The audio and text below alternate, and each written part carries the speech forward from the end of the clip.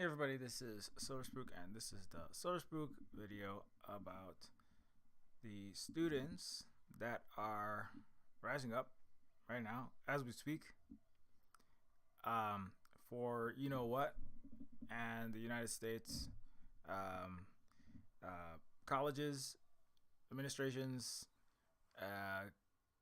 U.S. government ruling powers generally are responding with massive police violence. Um, and some of that is looking like it could get deadly, um, like Kent State style in the 20th century during the Vietnam era. So this is obviously popping off right now as we speak. It's ongoing. But I thought it's important to speak about this now because this is going to be a major inflection point, I think, and a major uprising in the history books. It's unclear exactly how big it is. It's already spread across, um, like going on half of the U.S. States. I think it's in half of the U.S. states at least, and every day there's more. Um, it's in multiple countries. There have been uprisings in France. There have been similar uprisings related to this one in France, in Germany, on college campuses and other places. New York City was just downtown. New York City major street was just taken over by protesters in sympathy with the college students just today. And the Arab countries, Arab countries' populations, and such as Yemen and the one where the U.S. is doing the and several others have all had sympathy actions for the supporting the American students and the American young people who are standing together in solidarity with the their the P word. I'm trying not to say that so I can get this video seen. The people from the P place that starts with the letter P, and so so this is blowing up. So I think it's an important time to talk about it, keep as many eyes on it. Whatever platform we have, we don't have the biggest platform, but whatever we can do to keep this going, because this is going to be a pivotal moment for the United States. I think it's again only from hindsight, only in retrospect will we see the full scale and what kind of what kind of tectonic impact this is going to have, and what scale it's going to be. But I think it is going to be something on the level of the Black Lives Matter 2020, Occupy Wall Street. That was the one that Holly and it was just so much of it remind me of that. The 0809 or 2011 era, kind of millennial. That was when people like myself were in college or shortly out of college, just getting our lives started. Holly and myself, we were at the Occupy Wall Street actions in Hawaii, where we are. It was like actually de-occupy Honolulu. I'll probably touch on that a bit later too.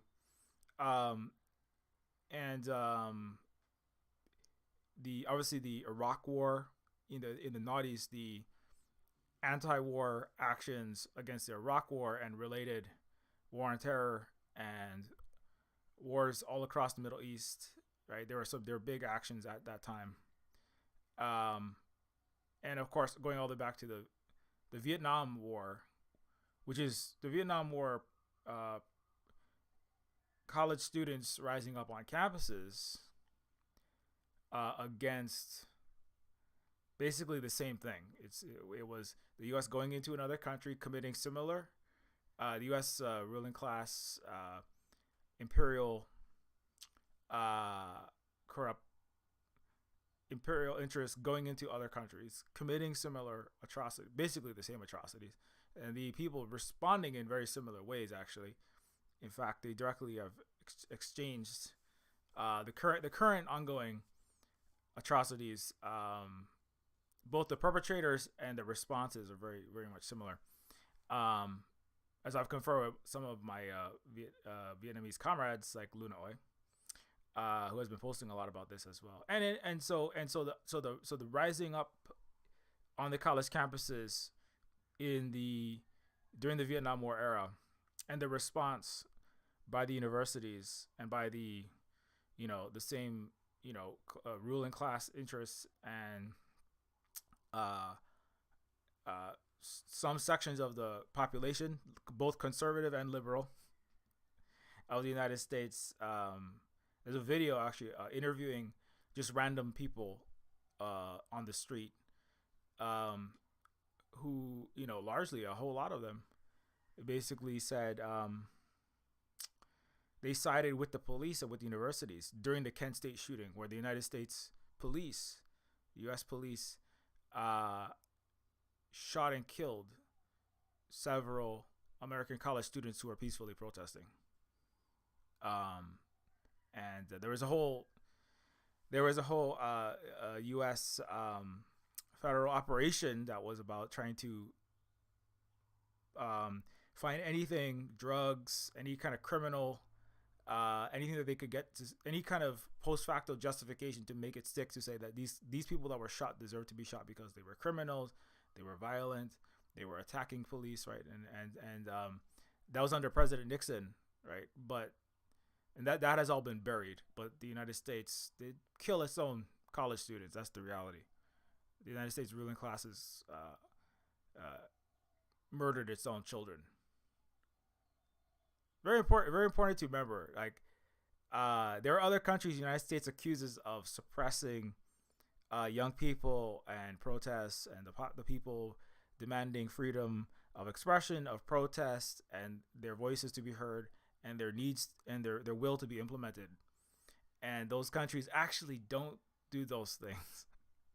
They happen to be the United States' number one enemies, competitors. Um, and it had, there's a particular incident I'm thinking of, but it's actually the United States and its allies that have actually, not just historically, continually suppressed through violent means, through killing. There are also just, I have a whole list I want to go through in a bit of the countless times the United States has killed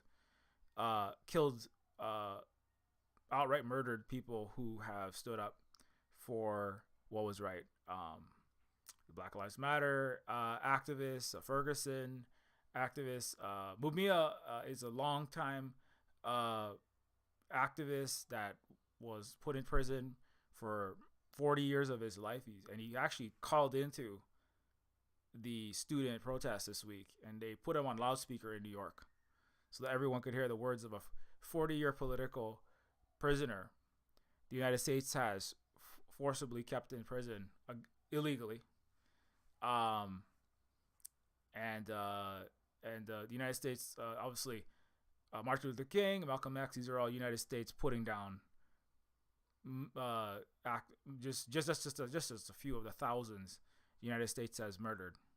The U.S. government, the U.S. capitalist imperialist ruling classes have killed to keep their system going, which requires the G word, the GENOCIDE word.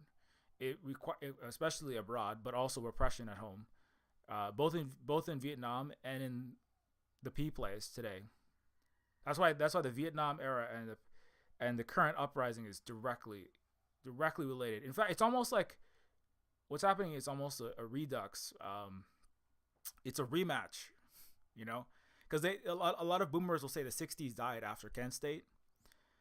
Well, whatever you want to say about there was a failure to stop the unjust, corrupt, imperial, military-industrial complex, right? The Martin Luther King correctly pointed out, and then they shot him, and Malcolm X talked about, and then the U.S. killed him. And many others have discussed, and they locked him up or killed him. Anytime anyone gets to any large, if there's a large enough mass movement that starts to actually challenge the racist capitalist colonialist system that requires going into other countries, suppressing and preventing the spread of communism, maintaining imperial hegemony, which is basically controlling the planet, its resources, its populations, its labor forces, the systems of government and liberation of other countries, and the colonial, capitalist, and neo-colonial world order, then it needs the GENOCIDE word comes into play, and that's what Vietnam was. That's what Korea was. These were all illegal, massacre, unjust wars, simply to maintain planetary control of colonial racist capitalism. So so Vietnam is back again now, but there are many differences that are worth investigating. Um, One of them is that the United States, at the time of the Kent State massacre, where the United States police murdered college students to keep the GENOCIDE in Vietnam going, the Vietnam War going, and shut down the protests. The United States was on the rise. The United States was in the heyday of its post World War II,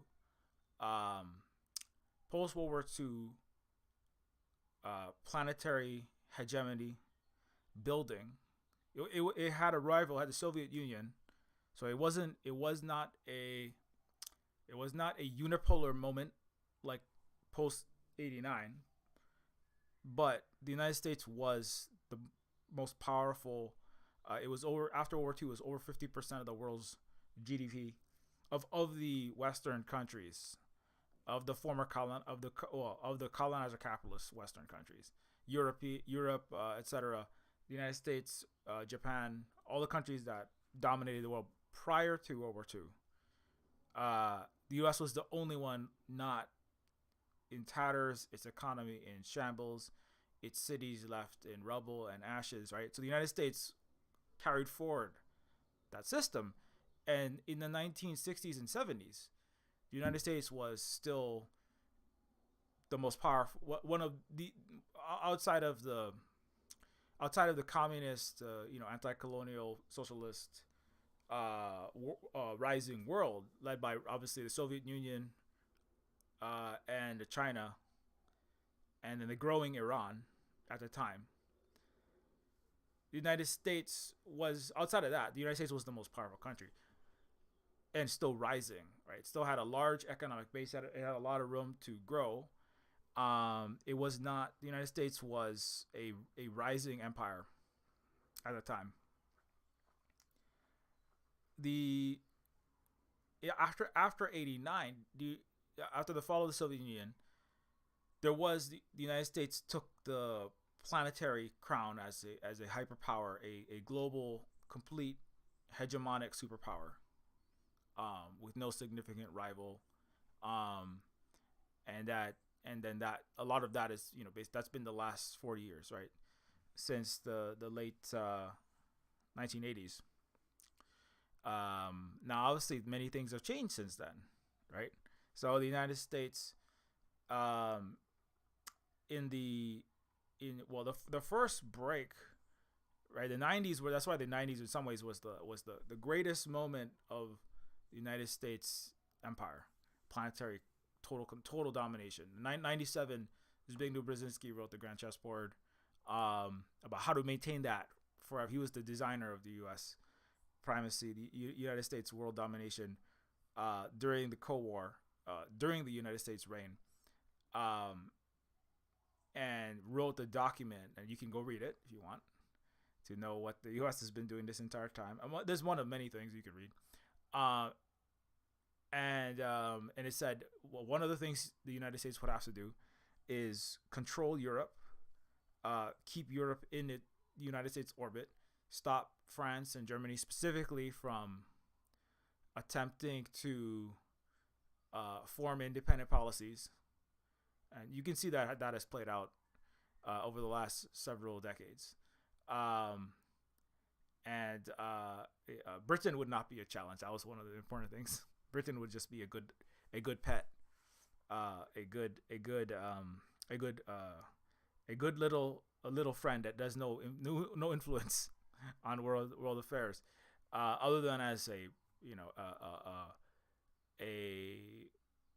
propaganda writer for the United States. And then the U.S. would have to control Russia and China and stop the most catastrophic thing for the United States planetary capitalist imperial domination would be a Russia and China that for some reason, potentially out of strategic necessity, coming together and forming an alliance, possibly with Iran. So actually, that was actually so those events that were warned about in the 90s by the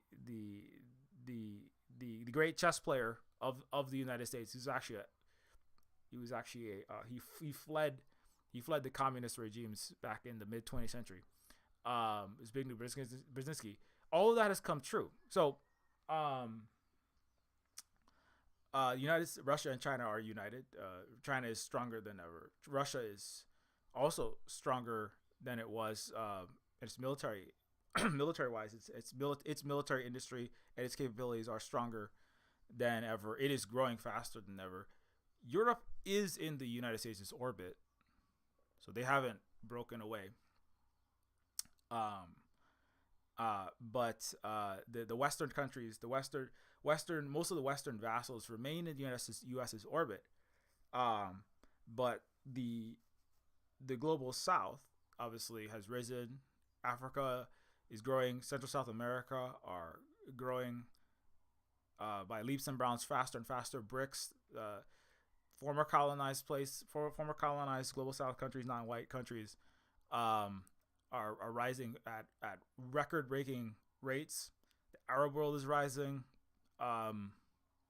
So the United States, I bring that up because that's to contrast the 1970s, right? Where Africa was massively impoverished. China was one of the poorest countries in the world, except for maybe a few African countries.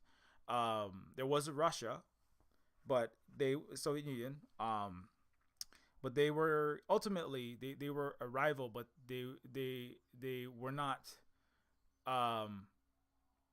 They were a rival. The United States was worried about the spread of communism, anti-colonialism, socialism during the 70s. That's why they're fighting the Vietnam War. Right? It's explicitly stated. It's kind of funny. It's like, if you live in the West, you live in a disinformation, mass violence-based system. So, you have many constantly, as I like to bring up, to have Schrodinger's brain, the quantum, constantly gaslit, constantly confused, constantly suffering cognitive dissonance is just a natural state of the Western mind. But it's important to highlight that, communism is evil, but the opposite of communism is capitalism that's killing the world. So we have to fight the evil to make sure. Wait, but wouldn't things that kill the entire planet, including the environment, be evil? Wait, we have to fight. So wait, we're the capitalists that are evil, but we fight the evil that's the communism. And it's kind of like we have to contain China because China's making all of the things that will save the world, like the solar panels and the win-win cooperation.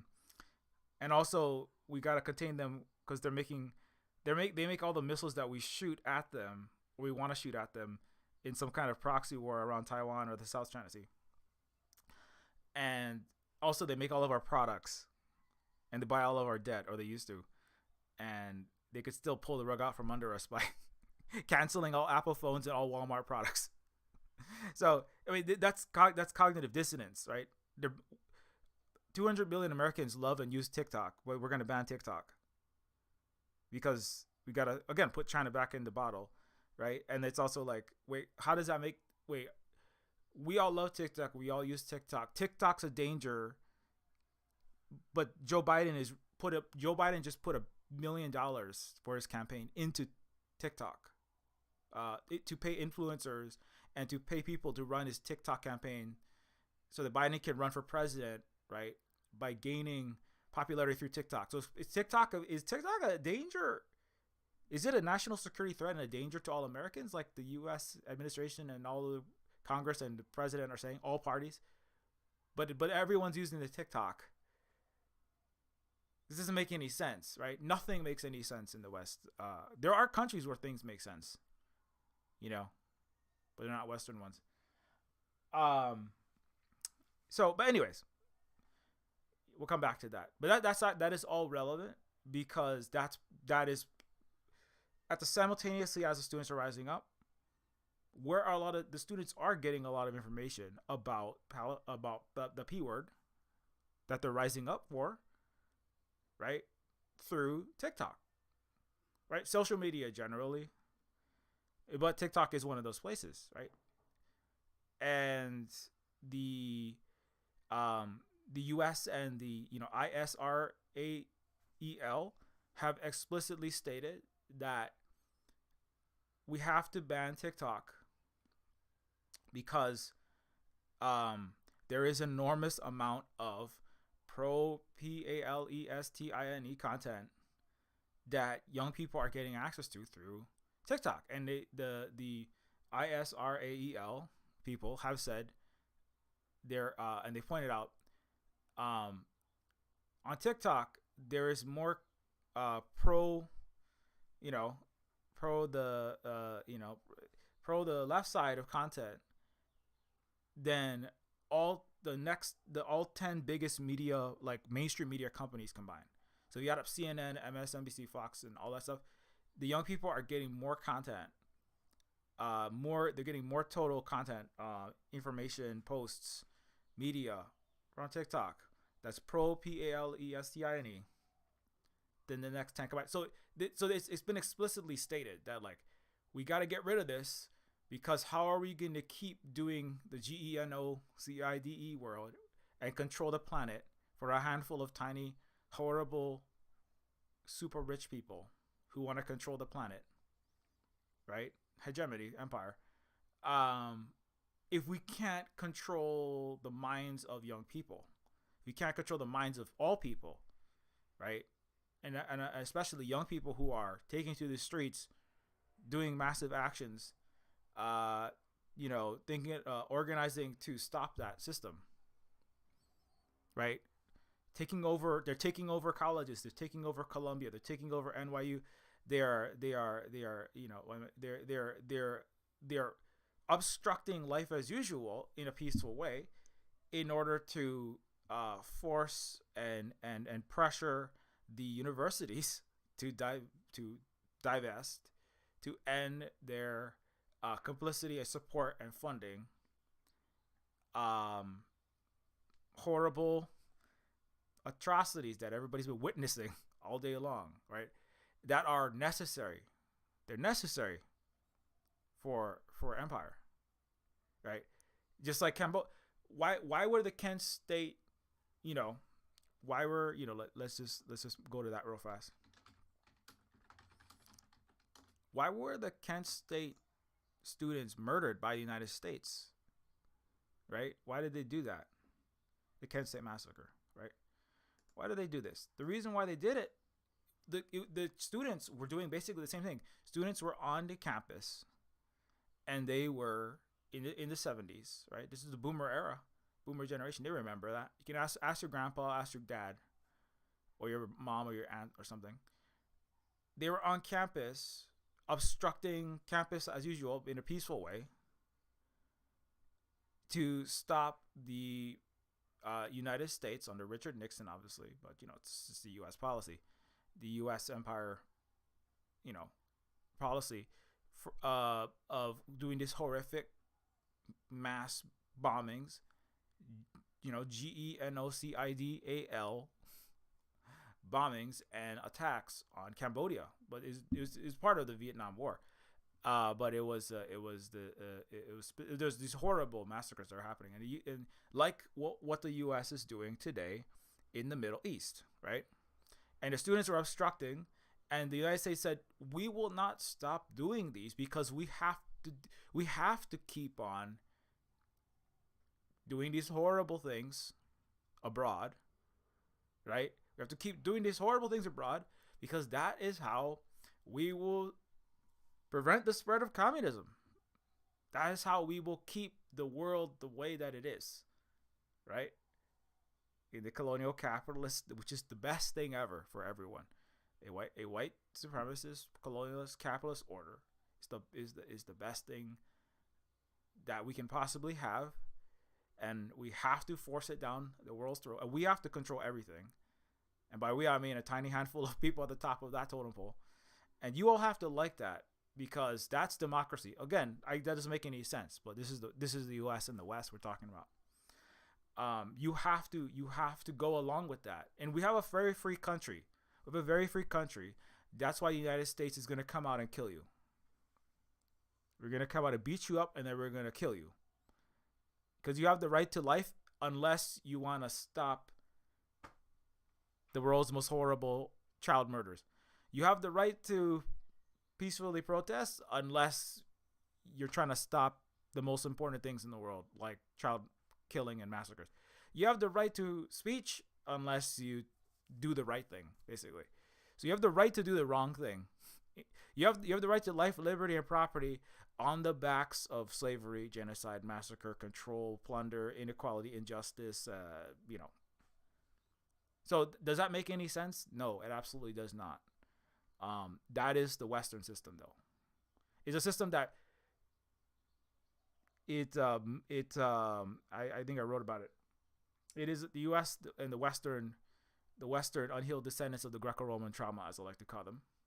The system is one, especially post-World War II, the system is one where you speak about freedom and give what appears to be freedom, right, to choose between two horrible, atrocious, enslaving, unfree options, right? Democratic, Republican Party. You have the freedom to choose to, be a cop or join the military, or program the drones for the military by going to a liberal university, right? You have the freedom to, you can not go to university and just pull triggers, right, in Afghanistan, or you can go to university and all of your tuition goes straight to make the, Raytheon bombs that are going to fall onto the Afghanistan. So you have a lot of freedom there, right? You can vote to put LGBTQ plus on the side of the bomb that's going to kill all the children, or you can vote to put just an American flag on the bomb that's going to kill all the little children. So that's your freedoms. That's always been the freedom. Before World War II, they just said, we're going to go kill the children now we're going to kill the children, enslave everyone, and keep everyone broke. Because that's the natural order of things, right? It's natural order. That's our divine right. That's our manifest destiny. That's our, that's just social Darwinism. If you're a scientist type, but then after World War II, it's like, no, we're good actually, and we really care about women. In fact, you can be a woman and you can go to university, and then you can come out, and then you can work at a bank that moves the blood money after we kill all the little children out of that country into an offshore bank account. So the Western system is the United States, design is, the system is keep doing what we were always doing, which is being the most horrible, barbaric, unhealed, sick civilization on earth prior to World War II, but mask it with like that's the difference between neo-colonialism and colonialism. Neo-colonialism is you add some lectures when you plunder Africa, right? You go, we're doing this for your own good.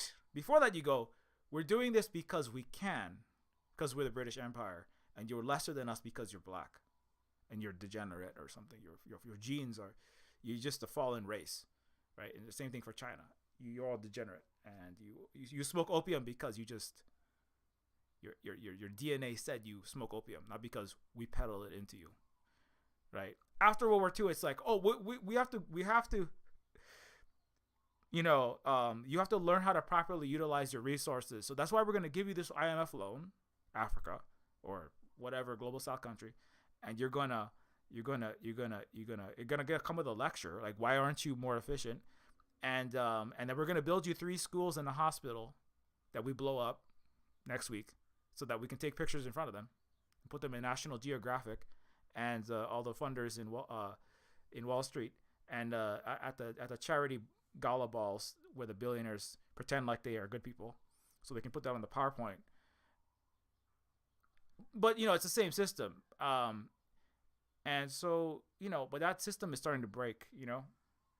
That system is pretending to have freedom, pretending to have equality, pretending to have justice, pretending to be a good and moral, upstanding, Christian, which means good, morally righteous, rules-based order is breaking now.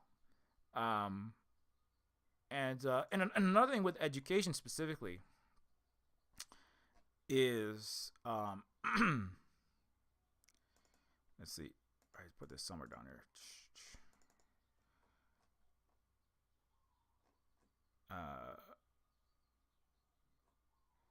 Sorry, this is a long thread I made that's specifically about this topic. Basically the point is that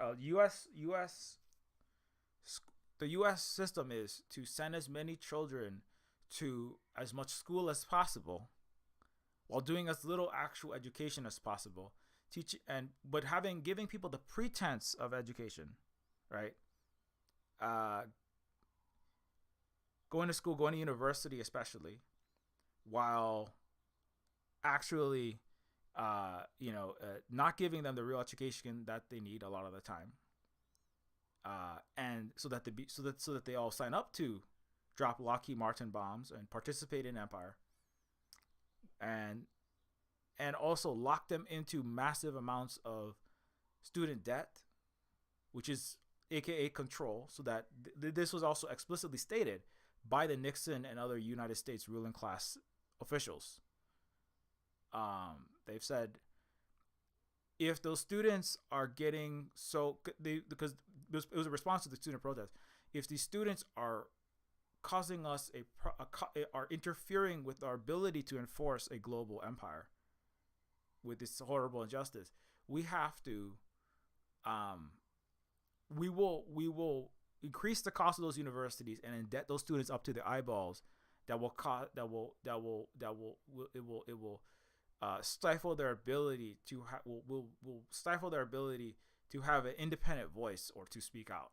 Even if whatever they feel, they're not going to speak out because they'll be so much in debt. They'll have to work the kind of jobs that we will force them into, and then we'll be able to lock them down through their employers, through their lack of through these massive debt they have to pay down, through these health care that they can't, they need access to, that requires their silence, through their mortgages, through there's many other reasons for those too. There's like capitalist benefits to the neoliberal era, massively increasing housing prices. But initially this plan was like, we will take the prices of college, we'll take those prices and we'll knock those students down. We'll just like we'll give them such a hard time through student debt. And also we use the student debt as a way to get them in the military, because part of the thing was the United States was having defectors, US was having a harder and harder time getting people to sign up for the military to go to Vietnam, right? And do genocide against all the children, and right, blow up people in their rice paddies and gun down women in their schools in Vietnam, and set all of their jungle on fire and kill millions and cause more birth defects and just countless numbers of jellyfish babies with Agent Orange, which was developed at a U.S. university, by the way, University of Hawaii, under illegal U.S. occupation.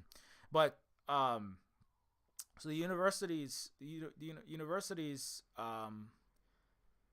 became a hotbed, and the solution was, we got to get kids back in the military. Let's saddle them with debt, and then that will what in order to get rid of that debt, they'll have to join the military. The United States Republicans and Democrats have both, many of them have all acknowledged that that the U.S. number one recruiting tool is student debt. So going to college actually increases the likelihood you're going to join the military. Actually, it's this paradox. That was by design, right? That was by design. They said, if these kids are getting educated, number one, we need to co-opt the colleges. We need to get the colleges as much as possible. The thing is, the U.S. colleges have always been complicit. Western academia has always been complicit in empire all the time. But we need to get these colleges like owned by the military-industrial complex more solidly, so that it silences and stifles as much of this change. Now we need to make the colleges seem open and seem democratic, kind of like elections and kind of like the justice system, which is not a justice system, and kind of like the police that are not to seem like they're there to protect you, but they actually cause more crime, commit more murders, burgle more than all the burglars every year in the United States, and commit more sexual assaults than the average citizen by a magnitude, including against their own wives and partners,